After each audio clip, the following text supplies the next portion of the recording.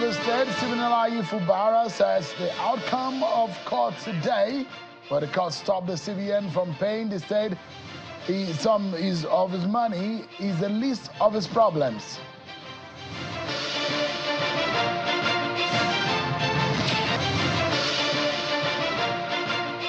And the Senate today confirmed the 7 ministerial nominees presented by President Bola Tinubu for screening.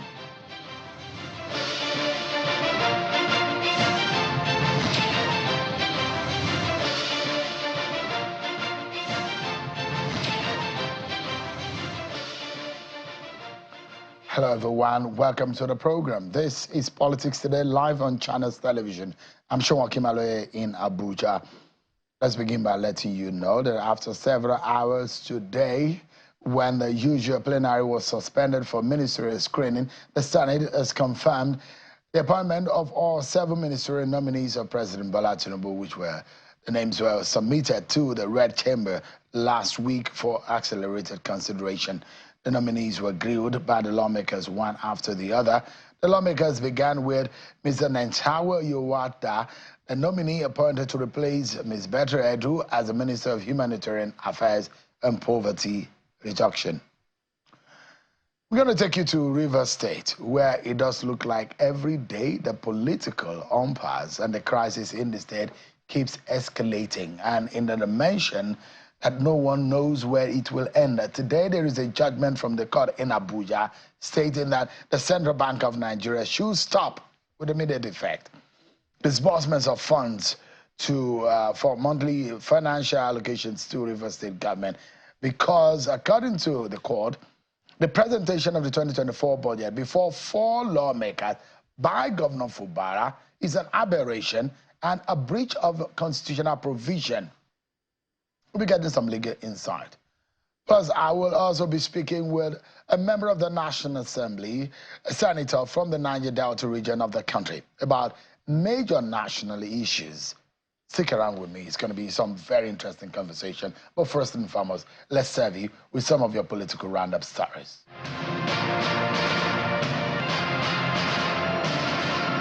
A motion urging the president to rescind the decision to scrap the Niger Delta ministry has been stepped down in the House of Representatives. The motion, sponsored by Honorable Oboko Foji from Bayelsa State, drew the attention of lawmakers to the purpose for the setting up of the Niger Delta ministry to address concerns in the Niger Delta and supervise the commission. And Justice Emeka Nwite of the Federal High Court Abuja has adjourned the hearing in the alleged money laundering case brought against the immediate past governor of Kogi State, Yahaya Bello, by the EFCC to January the 21st, 2025. At the resumed hearing today, counsel to the EFCC, Kemi Pinero, told the court that he had 2 witnesses already in court. He said his first application was to formally apply that the court should enter a plea of not guilty on behalf of Mr. Bello, even in his absence, as it was in full compliance with Section 276 of the Administration of Criminal Justice. The EFCC counsel then stated that Mr. Bello has the right to plead guilty or not guilty, and that can be waived by the defendant. He then urged the court to hold that the defendant has waived that right. A magistrate court has granted bail to a House of Representatives member for Aba North and South, Alex Ikweche, in the sum of 500,000 naira and 2 sureties and like sum. Alex Ikweche pleaded not guilty when the charges were read to him. In a brief ruling, presiding Judge Abubakar Said says the sureties must reside within the court's jurisdiction and provide utility bills as proof of evidence. The charges brought against him include abuse of office, assault, and threat to life. His counsel thereafter made an oral application for bail, which was granted by the court, and the case has been adjourned to November the 8th, 2024.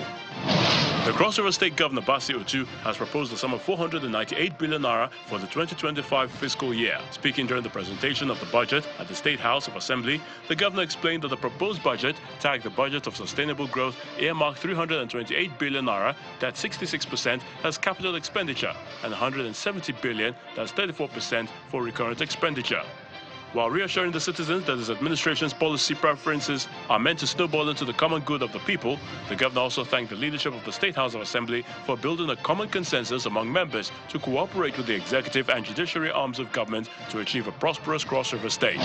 A group under the aegis of the coalition of all River State LGA chairmanship candidates in the 2024 council election, comprising of candidates across the different political parties, have thrown their support behind the River State governor, Siminalayi Fubara. At a press briefing in Port Harcourt, the group condemned attempts by some individuals to stop allocations to the local government councils. The chairman further pledged their support for the governor's administration. A group of protesters identified as the Ondo Youth League Action for Credible and Transparent Election has taken to the streets once again, calling on Nigeria's Independent National Electoral Commission (INEC) to address their concerns regarding the upcoming Ondo State governorship poll. The protesters carrying placards demanded the redeployment of INEC's resident electoral commissioner, Oluwatoyin Babalola. The protesters claimed that Mrs. Babalola's 10-year residency in Ondo State may compromise her impartiality in the election, scheduled for November the 16th this year. Let's now deal with some of the Rivers political crises. Today, there was some interesting outcome to some of the issues that are now being in court in relation to Rivers State governance. Justice Joyce Abdulmalik of the Federal High Court in Abuja has stopped the Central Bank of Nigeria from further releasing monthly financial allocations to the Rivers State government. Justice Abdulmalik held that the receipt and disbursement of monthly allocations since January this year by the Rivers State Governor Siminalayi Fubara was a breach of the Constitution and an aberration that must not be allowed to continue. The judge held that the presentation of the 2024 budget by Fubara before a full member of Rivers State House of Assembly was an affront to the constitutional provision. Justice Abdulmalik specifically says that the governor's action was a gross violation of the 1999 Constitution. After the proceedings, some of the lawyers spoke about the outcome of today's judgment. Let us explain in very clear terms. The section 120, 121, 122, and 123 of the Constitution clearly stipulated what should be done before the state can spend money, state expenditure. And it's clear there that no money shall be appropriated without an appropriated bill being passed by the House of Assembly. It's very clear from the judgment of Motosho, which was confirmed by the Court of Appeal, that the budget was not properly passed. And in a situation like that, if it's not passed within 6 months, a state is not supposed to collect revenue from a consolidated fund. That is the issue of lawyers. That is the extant provision of the law. And that's what the court has confirmed today, that the Rivers State government has not complied with the requirement of the Constitution. Well, that's one of the lawyers in the matter. Meanwhile, the Rivers State Governor, Siminalayi Fubara, says concerns over the Federal High Court decision that restricted the release of state allocation is, quote, the least of the problems.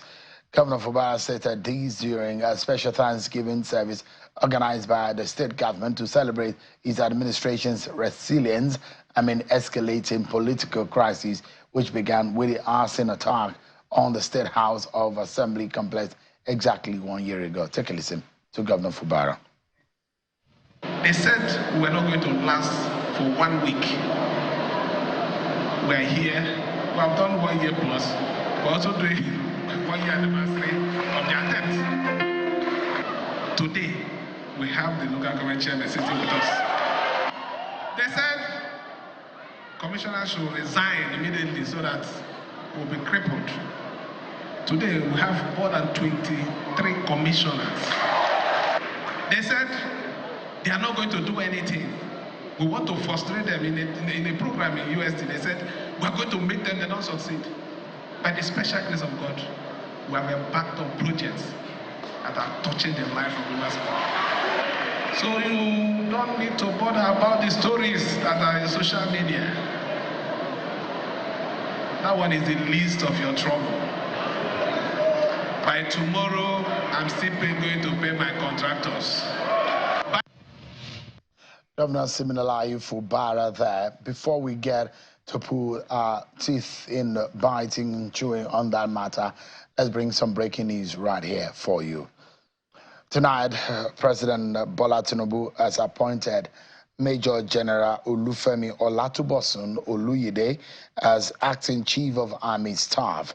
The president has made upon the announcement today, and he says Oluyede will act in the position pending the return of the indisposed substantive Chief of Army Staff, Lieutenant General Taoreed Abiodun Lagbaja. Until his appointment, Mr. Oluyede served as the 56th commander of the Elite Infantry Corps of the Nigerian Army based in Jaji in Kaduna. He's a 56-year-old, and himself and Lagbaja were classmates and members of the 39th regular course.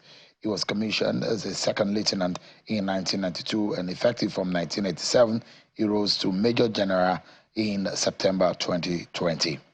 Breaking news right here on Channels Television. President Bola Tinubu has appointed Major General Olufemi Olatunbosun Oluyede as the acting Chief of Army Staff. The 56-year-old Major General will be standing in the gap pending the resumption of the indisposed substantive Chief of Army Staff, Lieutenant General Taoreed Lagbaja. Let's get some more insight on the situation in Rivers State. I'm being joined by an associate professor of law from the University of Port Harcourt, Mr. Chukwuma Chinwo.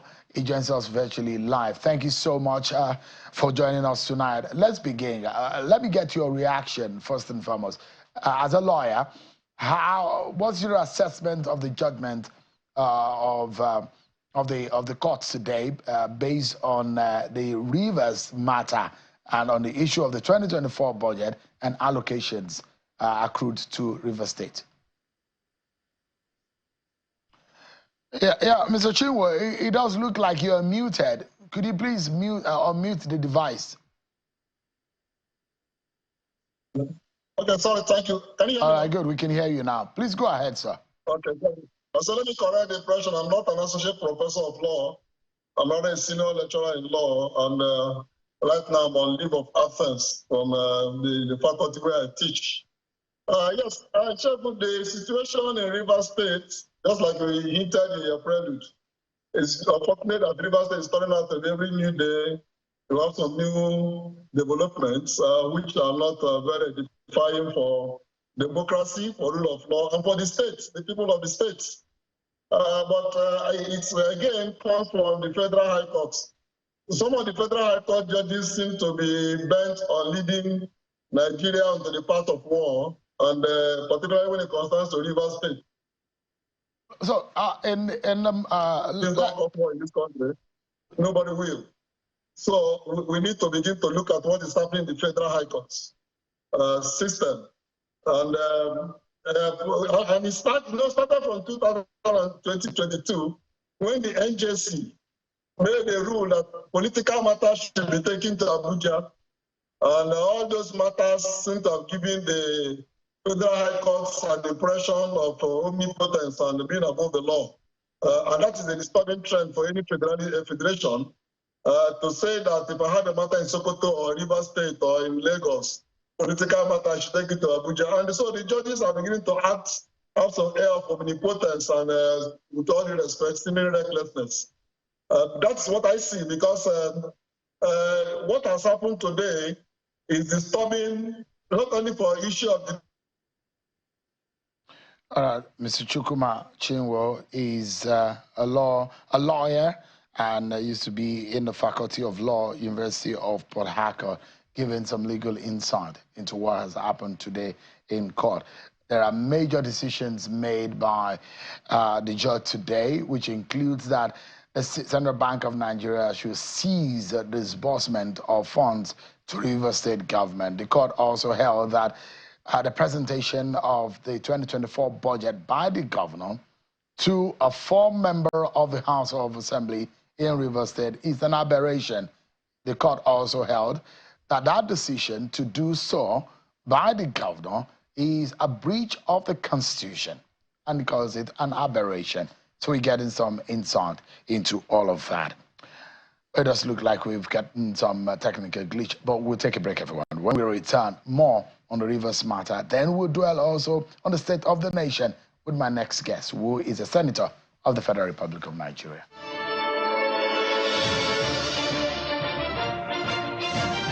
Thank you so much, everyone, for staying with us.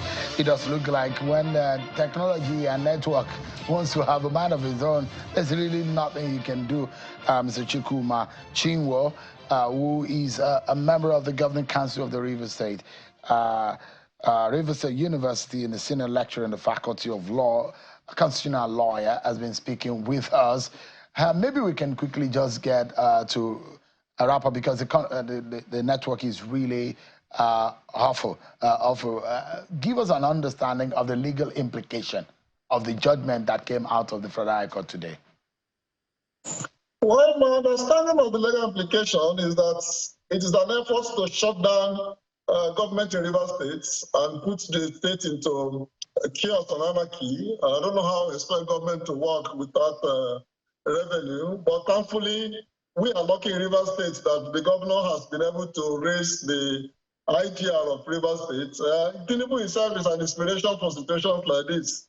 When in 2003 to 2004, Obasanjo made an order not to send funds to local governments.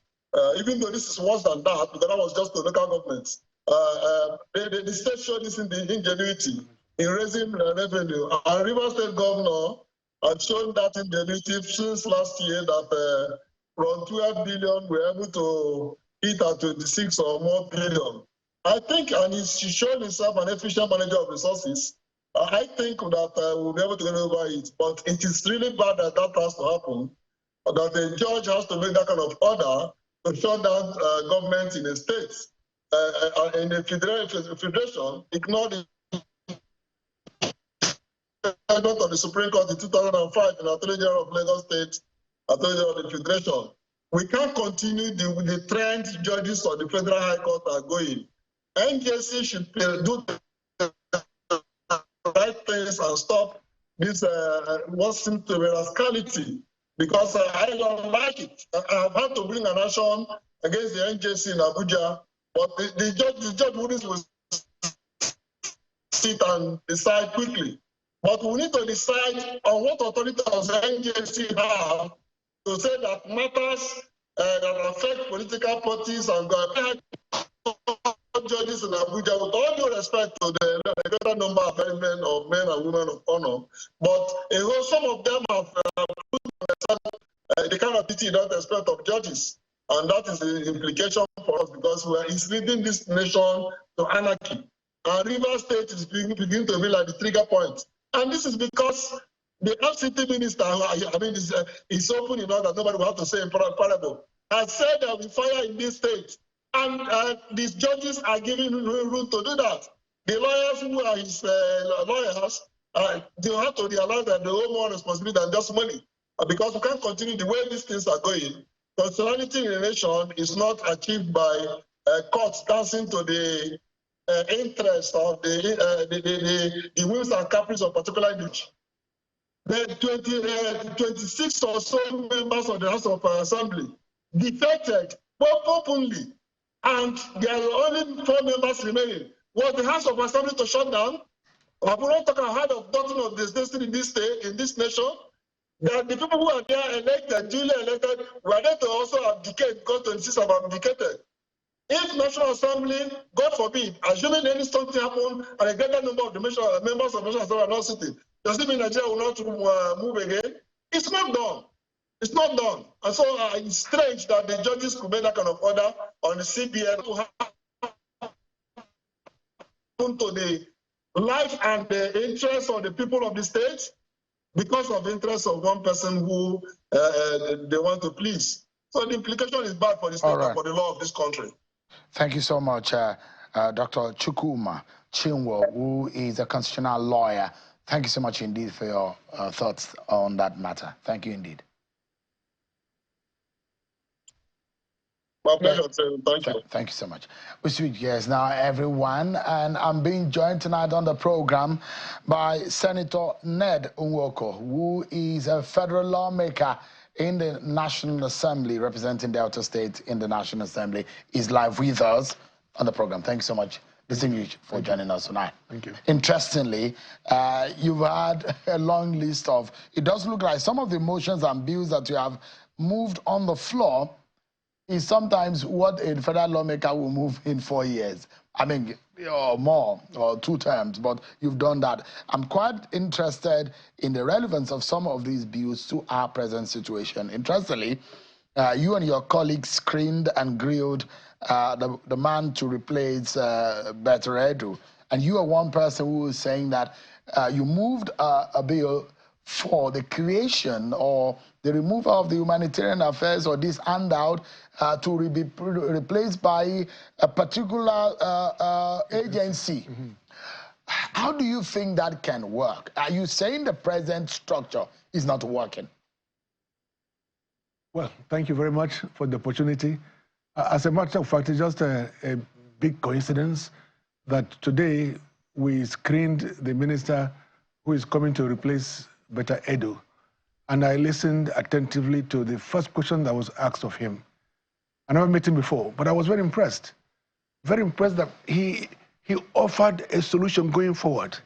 He realizes that that ministry has been bedeviled with corruption and other practices, that so much so that they've never been able to reach the masses, the poor, the vulnerable, the disabled, all those people. And, you know, from his answers, I believe that we can work together, because what he has made clear to us today is that he wants to run a data-driven ministry.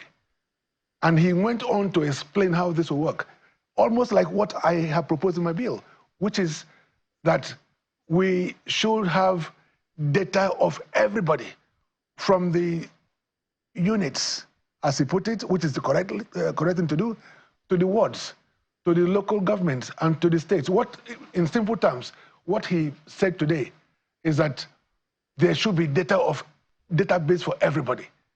But what you are proposing is an agency called NSSA, the National Social Security Agency. This agency will, of course, work effectively. But as I was saying to you, the minister that he is now is been confirmed today, so he's a minister. What he did was to emphasize on those things that I've been advocating for, which is that which was never done before, which is to identify those who are in need from their various communities, and as against what is happening now or what has been happening before. You know, we have budgeted so much money, in billions, hundreds of billions, to this agency, to this ministry in the past. And how does it work in the past? They simply get senators, House of Reps members, and others to nominate beneficiaries. And this doesn't go down to the real people who need it. But the corruption, Senator, are you aware of what they said about the history of humanitarian ministry? The kind of deep corruption that goes on, how it serves the interests of some political and traditional rulers' interests. That's why I've been up against it, against the ministry itself. But I'm just telling you now that with what the minister just told us that he is prepared to do, which is in tandem with what I am proposing. Look, what am I proposing? Put in single layman's term. First, is that we must have a national database that captures everybody, whoever you are, from Mr. President to the bricklayer, from the ministers to the teachers, from the soldiers to the accountants. Everybody should be captured within that database so that we begin to know those who are in dire need of support. And these people should be able to receive some amount of money every month as of right, without them knowing anybody. What constitutional provision will back that, if it's as of right? It's a bill. I've just told you, it's a bill. Good governance is about providing for the people, isn't it? But it will be the act of the National Assembly. That's what I'm telling you, that my bill seeks to do. My bill seeks to make it a law, an act, to have this data-driven agency. Automatically, when you fall within that bracket, money comes to you. Money comes to you without me knowing you or without you knowing anybody. It's just the fact that you are in a local village. Does this work in any part of the world that you know? Oh yeah, it works in England, it works in America, it works in France, it works in Japan, it works in every other. Do we have what it takes to be able to functionalize this? What does it take? Just some level of technical database, isn't it? Which is what this guy talked about today, that he's going to use database. It's all about database. It's all about capturing every individual in Nigeria, those who are working and those who are not working, those who are sick from those who are not sick, and then being able to understand that for those who are not working, those who are vulnerable, those who are disabled, those who have suffered some other infirmity because of accident or whatever, who are not able to continue to work, that they receive money as of right from the government.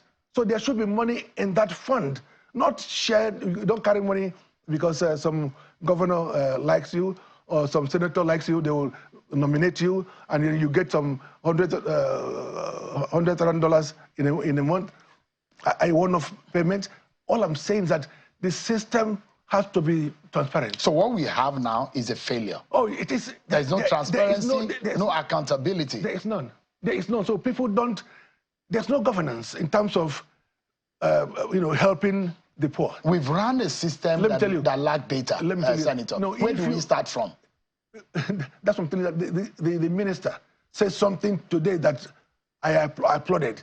I never thought that we could have a minister who understands what has to be done. So, but hearing him today talk to us for about 30 minutes and then going through his resume, I think he has a PhD in engineering. So he understands the essence of data.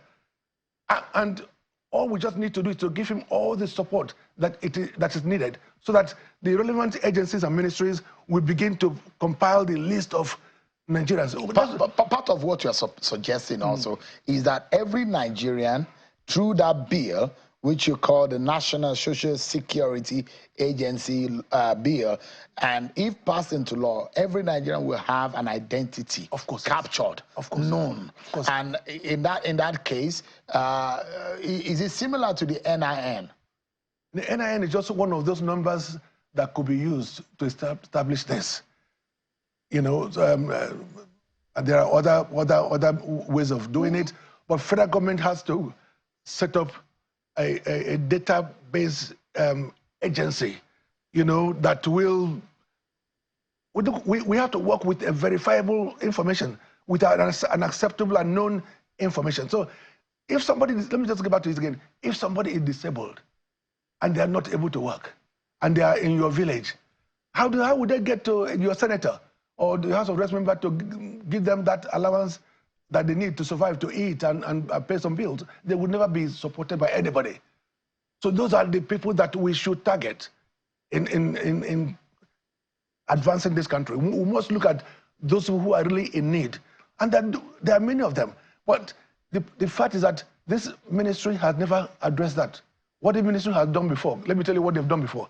They simply just get some consultant here and there to help them to compile a list of names, and then 100 billion is made available to them, and they decide as to who they give this 100 billion to, mainly to their families or their friends or those who support them, but not to those who need it. So the point is that, and when that is done, those people who get those money, they are just beneficiaries of goodwill from those who put them there.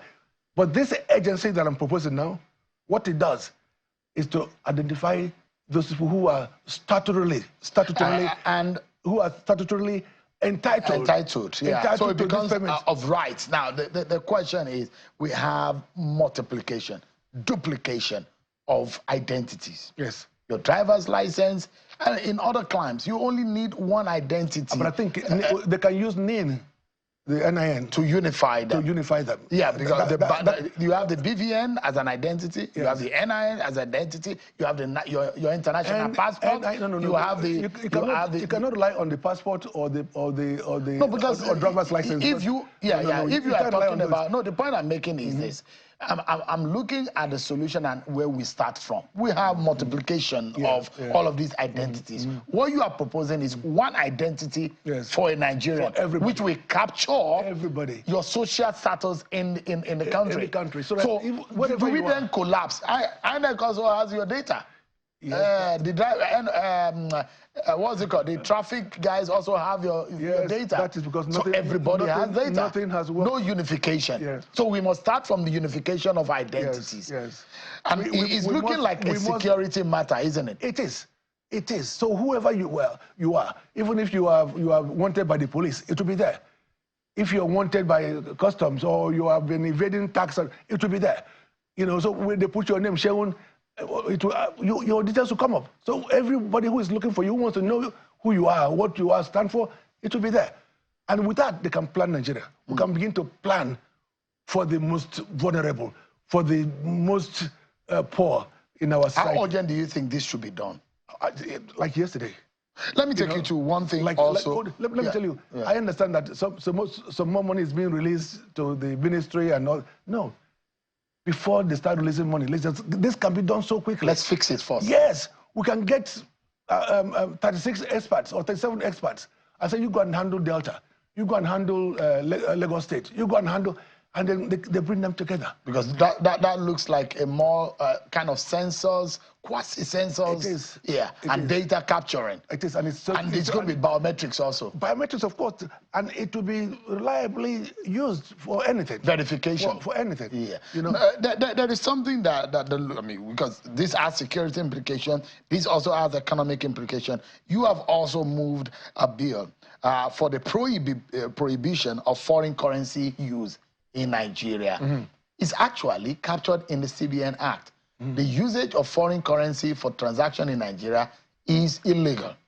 But yet, people still use it for school fees, for hospital bills, and all whatnot. That what you are proposing isn't going to be duplication for what is already obtained in the CBN Act. No. It's an amendment to the Act. The fact is that our economy, as it is in tatters. It is in some kind of quagmire, if I may use that word. And it doesn't matter how you look at it. It doesn't matter what policies they try to introduce here and there. Nothing will work. Nothing will work as long as we keep tying the level of exchange rate to our consumptions. Nothing will work. Let me tell you, let me just try and break it down to you. You know, when we became an independent nation, we had Naira. And our currency was quite strong. Then suddenly, we began to have other currencies, dollars particularly, and pounds, and now, of course, euro. There is no country that I know in the world that has the use of multiple currencies. Every country, Britain, they use pounds. America uses dollars. France uses euro. Now, if you go to any of those countries and you have, for example, you go to UK and you have dollar, you must change it at the BDC. You cannot pay for anything in dollars in UK. Everybody is paid their salaries in pounds in UK. The same thing you go to America. Everybody uses dollars. So for this to work, assuming that we agree, you know, all of us agree that we should prohibit the use of foreign currency in Nigeria, what it means that if somebody is coming to buy oil or buy gas or buy gold in Nigeria, they'll be required to use only Naira as form of transaction. Yes. So if they're coming from UK, for example, what they must do is to look for Naira. So that they can transact. They can transact. Because they know they cannot use any other currency. So they must look for There are those who will say that Listen to me, please. Is execution of it. No. That law is also in effect. Let me just give you complete with the examples. So if they want to transact with another currency in Nigeria, they cannot. So they must look for Naira. Currently, nobody looks for Naira because we have made it so easy for them to transact with other currencies. Do you understand it? There's no obligation for them to look for any other currency other than their own. So they can come here with any currency, and that means effectively that there are no global demands for our Naira. So given the scenario, if this law is passed, what it means that anybody who needs to transact with Nigeria must use foreign Naira. Must use Naira. So there will be a demand or demands for Naira in those countries. Do you understand that? It means that when there's demand for Naira, what happens to it? There will be a rise in the value of Naira. Because currently there's no demand for Naira anywhere. Even if you carry a truckload of Naira to Heathrow Airport or anywhere in UK, what happens to that is that there is no need for it. People will tell you there is no value for it. So you have no value. Our money has no value beyond Naira, beyond Nigeria. So for this to work, what we need to do is just to prohibit the use of foreign currencies. And when that happens, people will begin to look for Naira. When they look for Naira, you will see the currency appreciate. And when it's appreciate, you can take Naira to UK and you change it at the airport.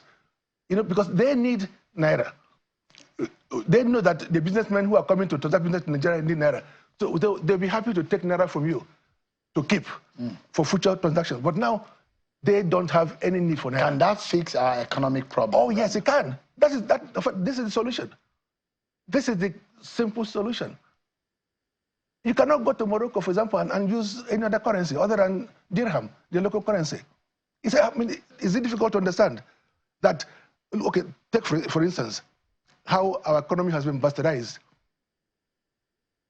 We sell our crude oil in dollars. Then CBN takes this crude oil and will sell it to, some speculators.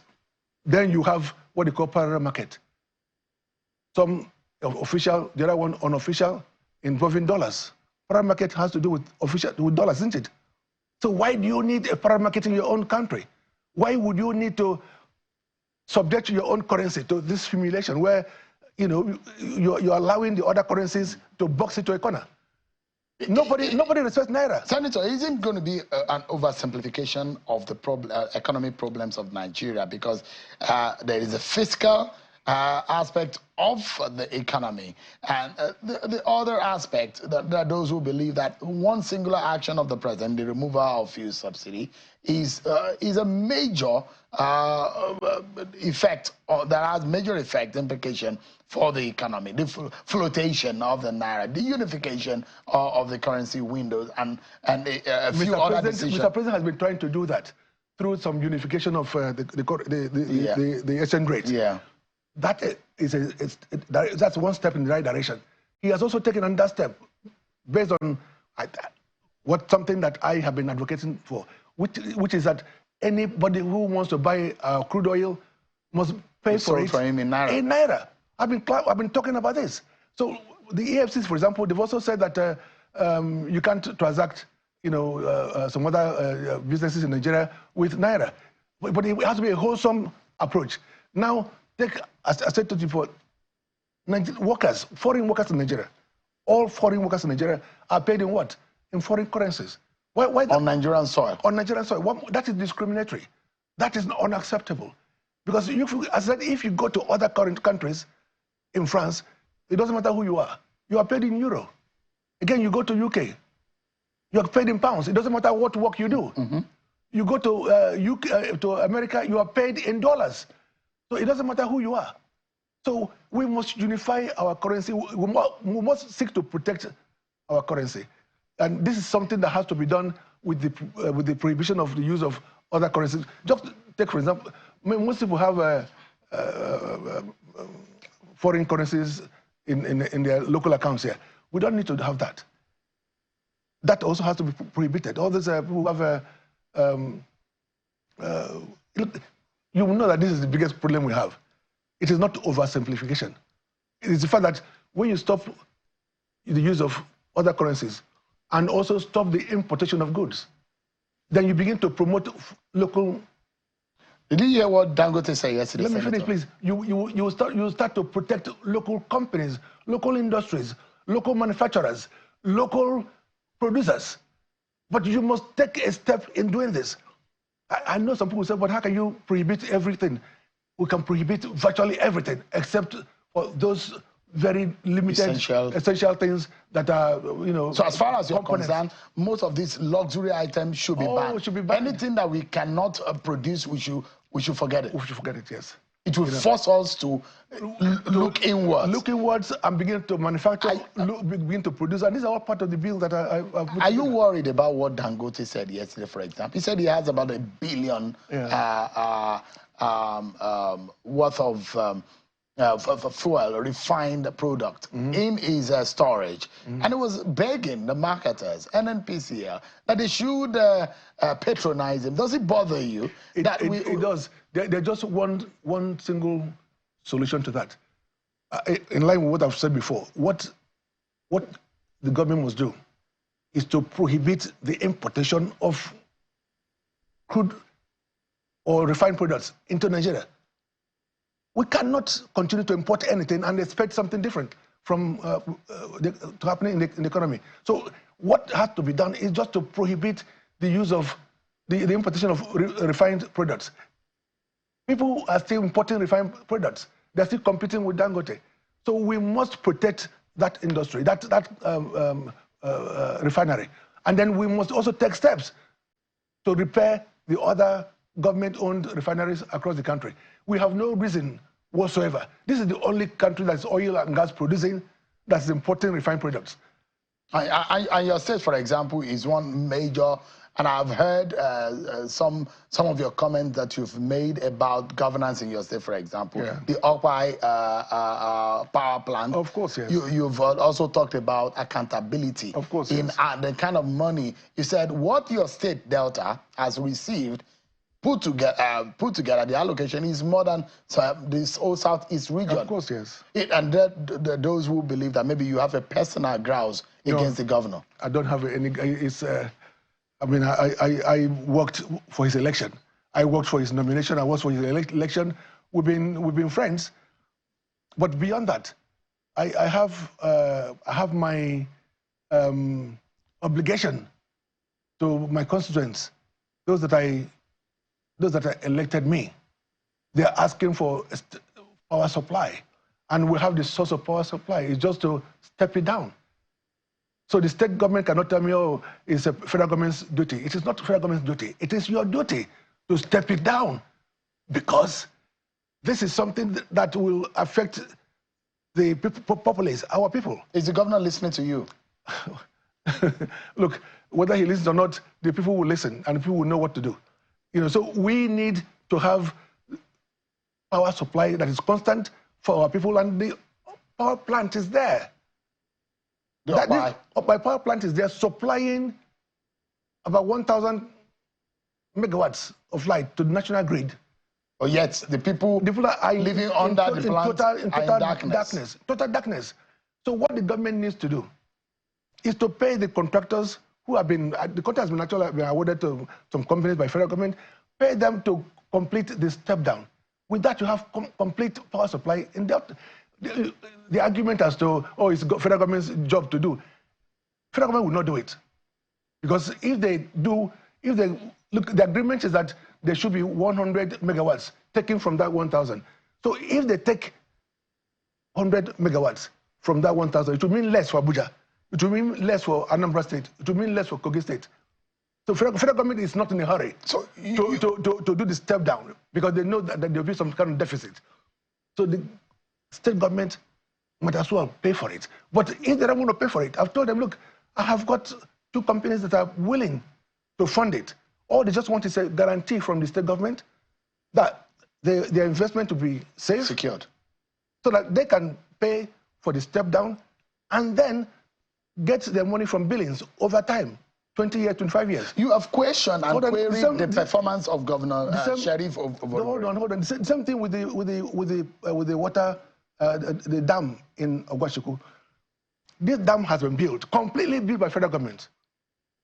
Now, federal government has said to us, it's now for your government to do the water reticulation. And it's not been done.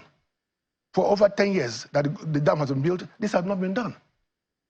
I mean, I couldn't have spoken to any other governor before. But you're a senator. Aren't you able to do it as your own constituency project? No. Is it possible? What type of something? You would take about 25 billion, 30 billion. No constituency project, not even the Senate president can afford to do that.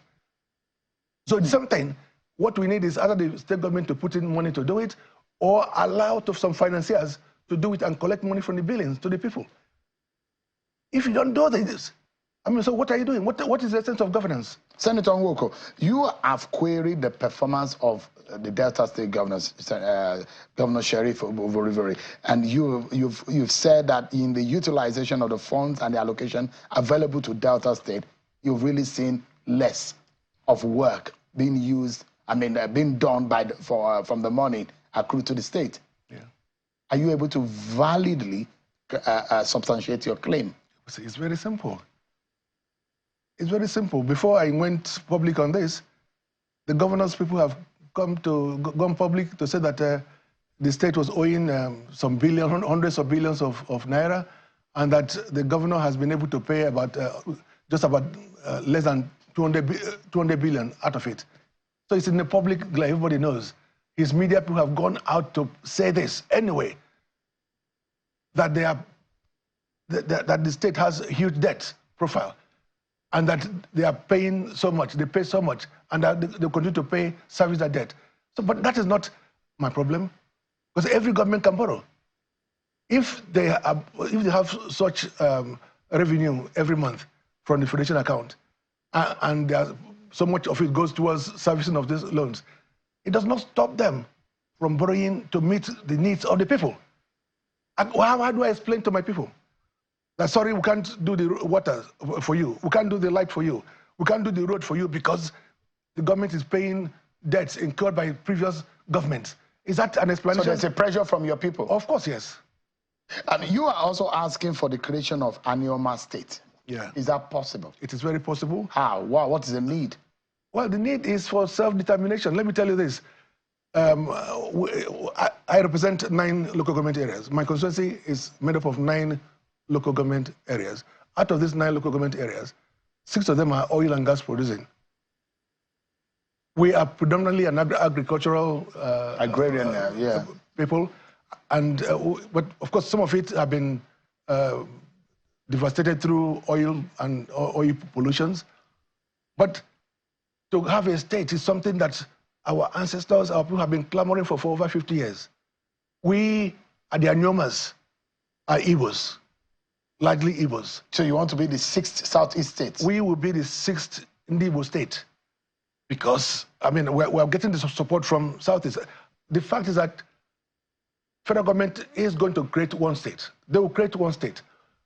But that one state to be created to assuage the Igbos, because they've been marginalized, as you know. Southeast is the only part of Nigeria. How? Of course, yeah.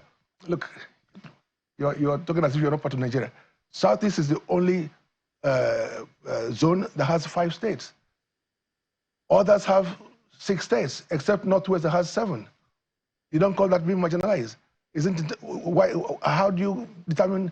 So if Anioma State come on stream, that will erase that. And if you also listen to the youths who are killing and maiming, what are they clamoring for? Those who are in IPOB or ESN and the rest of them, what are they clamoring for? What are their outcries? They're talking about being marginalized. And one of those areas of being marginalized is that they have fewer states than others. So if we are on the other side, the Igbos on the other side of the river, what they call us Bendel Igbos or Western Igbos,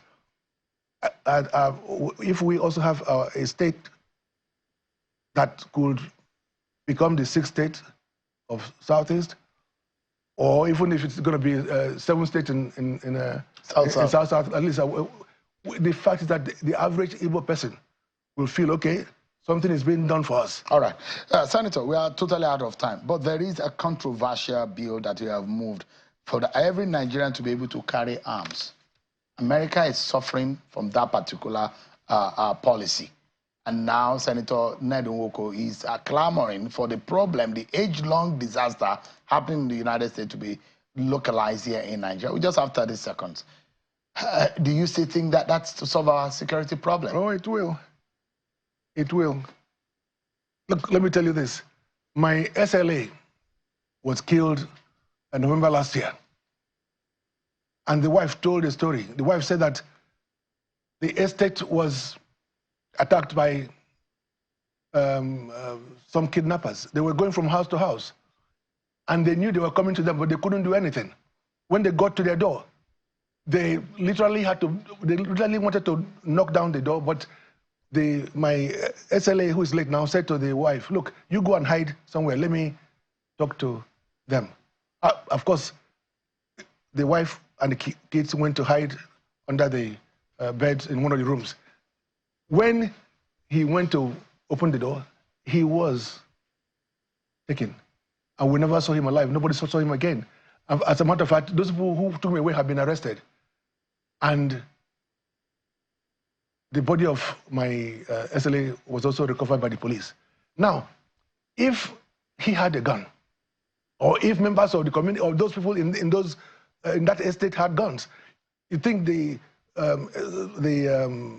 kidnappers would have had the audacity to be knocking from door to door, knowing that people are armed? That wouldn't happen. But look, it's not as easy as that. For you to have the license to have a gun, one, you must go through a training school. Listen, you must go through a training school, a shooting school, which is a training school. You must get a confirmation from 2 doctors that you have sound mind. You must get reports from the DSS and from the police. You must also be confirmed by your local traditional ruler. Senator, we're totally out of time. That you are who you are. All right. So it's not just about... Yeah. Senator Ned Nwoko is a senator representing Delta State in the National Assembly. Thank you so much for all of these plenty views and motion that you have moved. Good work. Thank you so much indeed for your time tonight. Well, that's our show for tonight, everyone. Many thanks for watching. I'm Sean Wakimale. God bless Nigeria.